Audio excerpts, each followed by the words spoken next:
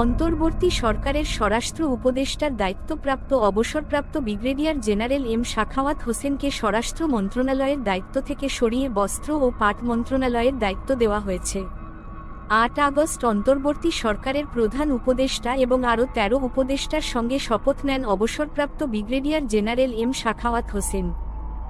রদবদলের পরে অন্তর্বর্তীকালীন সরকারের স্বরাষ্ট্র উপদেষ্টার পদে এসেছেন শপথ নেওয়া নতুন উপদেষ্টা অবসরপ্রাপ্ত lieutenant general Jahangir Alam Chowdhury. ১৬ August শুক্রবার সন্ধ্যায় মন্ত্রিপরিষদ বিভাগ থেকে দেওয়া প্রজ্ঞাপনে বিষয়টি জানানো হয়। রদবদলের বিষয়ে প্রতিক্রিয়া জানতে চাইলে মার্কিন সংবাদমাধ্যম ভয়েস অব আমেরিকাকে দেওয়া সাক্ষাৎকারে এম সাখাওয়াত হোসেন বলেন, এতে মন খারাপের কিছু নেই।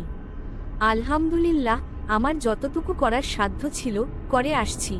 এখন যেখানে দিয়েছে সেখানে কাজ করতে পারলে করব, আর অপারগ হলে চলে যাব। এর আগে স্বরাষ্ট্র উপদেষ্টা হওয়ার পর ১২ আগস্ট স্বরাষ্ট্র মন্ত্রণালয়ের সভাকক্ষে সাংবাদিকদের সঙ্গে কথা বলেন এম সাখাওয়াত হোসেন। সে সময় আন্দোলনের মুখে ক্ষমতা ছাড়া আওয়ামী লীগকে গণ্ডগোল না পাকিয়ে নতুন মুখ নিয়ে দল গোছানো পরামর্শ দেন তিনি। দেশের জন্য আওয়ামী লীগের অবদানের কথা তুলে ধরে সাখাওয়াত হোসেন বলেন, এটা অনেক বড় party. I have lot of respect for Awami League. একসময় বাঙালিদের ভরসার জায়গা ছিল এই পার্টি। ৫২-৬৯-এর গণ আন্দোলন ও স্বাধীনতা আন্দোলনের অবদান ব্যক্তিগত কোনো কারণে নষ্ট করবেন না। এটা জাতীয় সম্পদ। আপনারা আসুন, আওয়ামী লীগকে বলবো এমন কিছু করবেন না যাতে জীবন বিপন্ন হয়।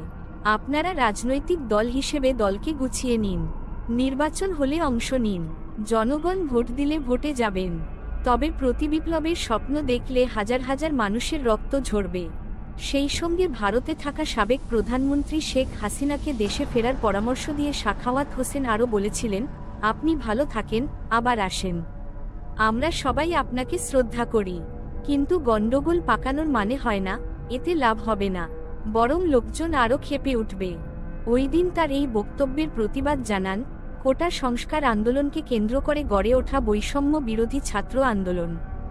এক বিক্ষোভ সমাবেশে বৈষম্য বিরোধী ছাত্র আন্দোলনের সমন্বয়ক হাসনাত আবদুল্লাহ বলেন, আজকের উপদেষ্টাদের কেউ কেউ খুনিদের পুনর্বাসন করার বক্তব্য দিচ্ছেন। আমি মনে করিয়ে দিতে চাই, ছাত্র জনতার অভ্যুত্থানের মধ্যে দিয়ে আপনি উপদেষ্টা হয়েছেন। খুনি হাসিনাকে পুনর্বাসনের বক্তব্য যারা দিতে চায়, আমরা ছাত্র জনতা যেভাবে তাদেরকে উপদেষ্টা বানিয়েছি ঠিক একইভাবে গদি থেকে ছুঁড়ে নামাতে দ্বিধা করব না। ওই দিন রাতে এম সাখাওয়াত হোসেনের পদত্যাগের দাবিতে ঢাকায় বিক্ষোভ কর্মসূচি পালন করে বিএনপি।